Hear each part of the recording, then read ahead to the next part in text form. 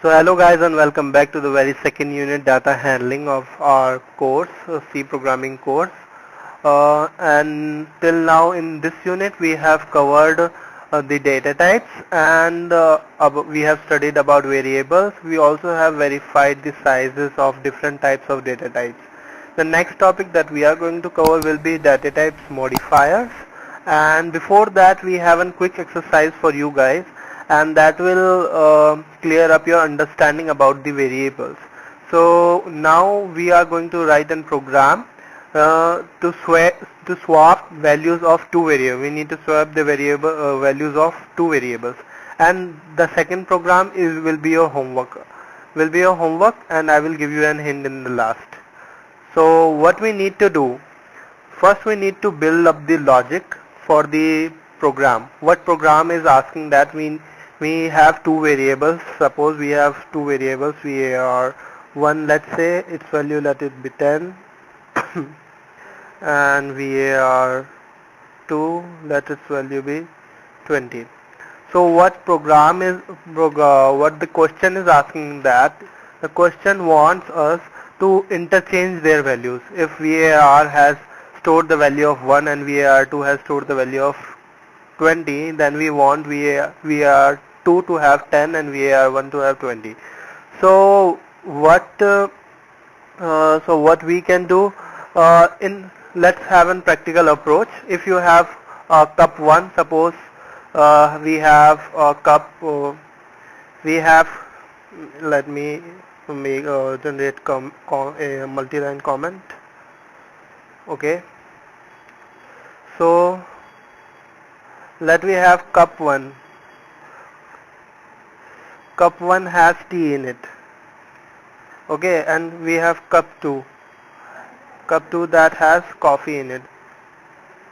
Okay, and we want to interchange these, the coffee, we want coffee in cup 1 and tea in cup 2. What we are going to do? So what we are going to do in practical life, we are going to introduce a third cup. That will be the obvious choice. We are going to have a third cup, then we are going to pour tea in it, the pour material of cup 1 in it.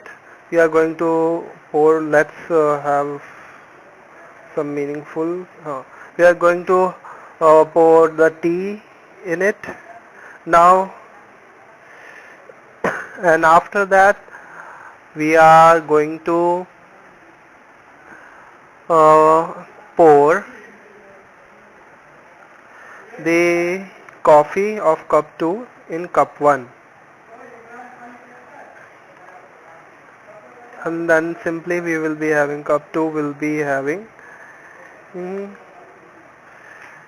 mm, tea from the cup 3. Okay, this is the simplest approach that we can have. So similar approach we are going to use in here also. We are going to introduce a third variable, VAR3. Okay, before swapping, let's print out the values. Printf function, then we have formatting string, %d is the small format specifier of the integers, then we have VAR1, VAR2, and then we have semicolon. Okay, now let's interchange these value. What we are going to do, so we are going to store the value of variable 1 in variable 3, value of variable 2, variable 1 will be having now value of variable 2, and now variable 2 will be having value of variable 3. If you are wondering that, let me tell you a rule for the how to write these expressions.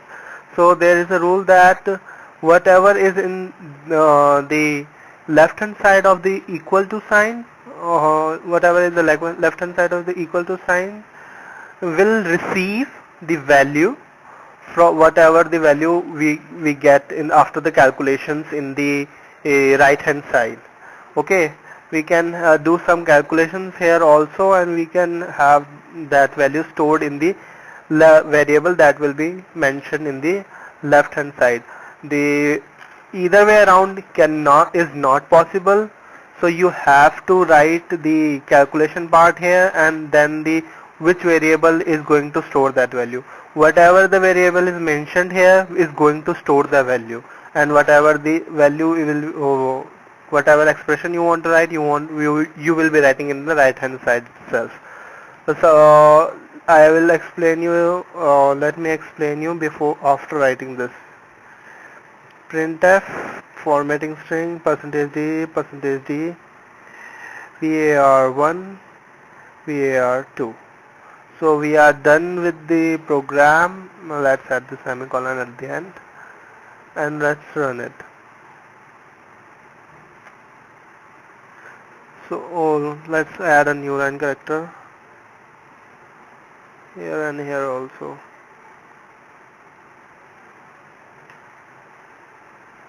You can see the difference in the values. VAR1 is having was having 10 and VAR2 was having 20, and now VAR1 is storing 20 and VAR2 is storing 10.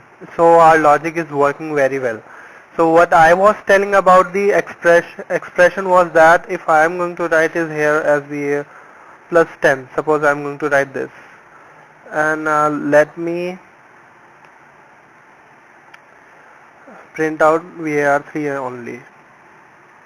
So VAR1 is his value is 10. Let's have add 15 in only. Okay, VAR3 will be having VAR3 will store the value of VAR1 plus 15. That will be 25. So we should expect the answer 25. 25. We are getting the answer of 25. The either way around is not possible. You cannot write like this VAR3 is equals to, or that will be incorrect. The expression is not assignable. That is an error. That is also known as syntax error. The details of the error is in the miscellaneous part itself. So go through that also. So our logic was working very fine. Let's let us see line by line how our program is working. Okay.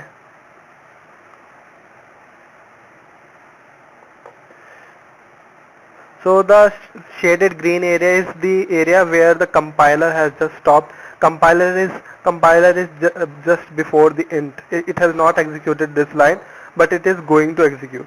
We have our variable declared VAR1, VAR2, but their assignment is not done. They are storing a random garbage value.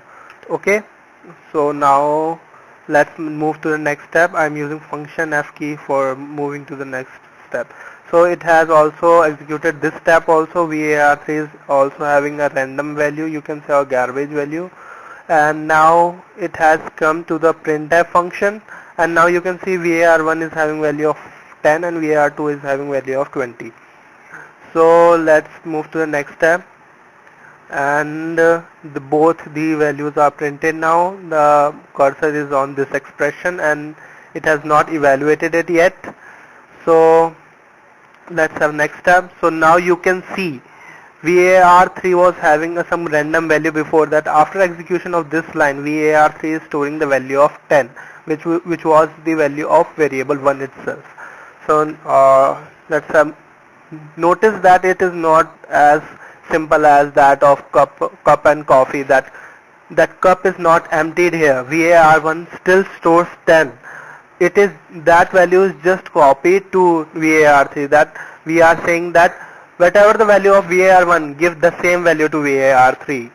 So VAR3 is also having 10 and VAR1 is also having 10 right now. So let's move to the next step. Next step, we change the value of VAR1 to be 20 by equating it with VAR2. Now we need to equate the VAR2 to VAR3, and you can see clearly that the values are interchanged now, and then value has printed. So the homework that you need to do is You need to swap the values of two variables and without using or introducing the third variable. Okay, you cannot use third variable. You are forbidden to use third variable. You just need to have two variables and you need to solve that question on your own. If you are unable, I would recommend first try that on your own, then or you can Google it afterwards.